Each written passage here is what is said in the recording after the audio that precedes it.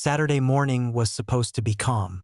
I was sipping coffee on the porch, watching the sun rise, when I noticed flashing yellow lights creeping down the street. A tow truck. Behind it was Karen, the HOA president, perched in her golf cart like some queen overseeing her kingdom. And what was the target of her little parade? My car. Specifically, my government-issued vehicle, an unmarked black SUV assigned to me as part of my job. See, I'm not just any neighbor.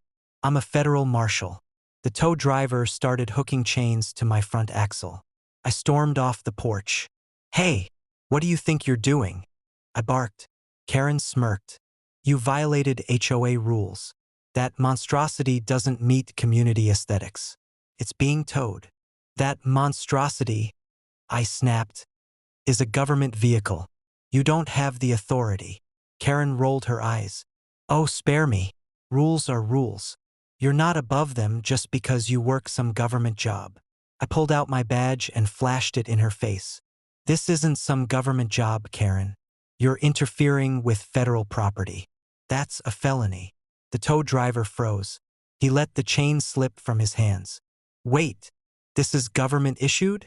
"Yes," I said firmly. "Touch it, and you're aiding and abetting." Karen screeched.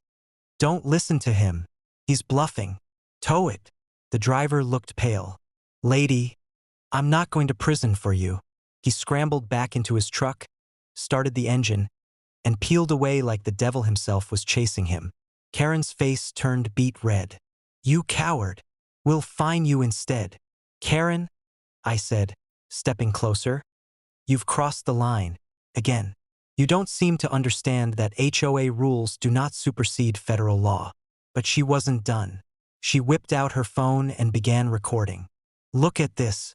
A so-called marshal threatening a woman just for enforcing community safety.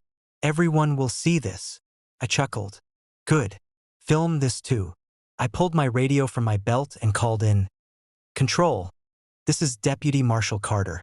I have a civilian attempting to interfere with federal property. Requesting local assistance." Her smug grin evaporated.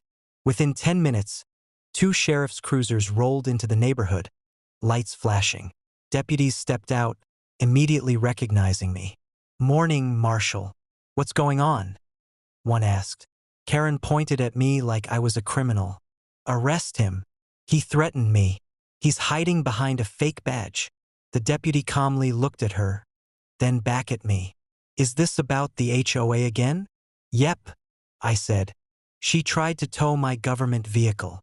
The deputy sighed and turned to Karen. "Ma'am, interfering with federal operations is a serious offense. You're lucky he called us first instead of his task force." Karen stammered. But community bylaws?" "Community bylaws don't override federal law," the deputy said flatly. "Consider this your final warning." But my wife, who'd been watching from the porch, wasn't as forgiving. She walked down, arms crossed. "Final warning? No. File the report. She needs to be on record. Today." The deputies exchanged a glance, then nodded. Karen was cited for harassment and attempted interference with government property. The fallout was delicious. At the next HOA meeting, the entire board turned on her. "You put us all at risk," one member shouted. "Do you have any idea what could have happened if he filed charges federally? We could have lost everything." Karen tried to defend herself, but it was pointless. The board voted her out on the spot. And me? I parked that SUV right on my driveway every single day afterward.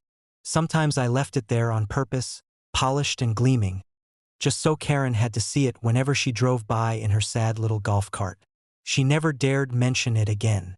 Because once you try to tow a federal marshal's ride, your HOA reign is officially over.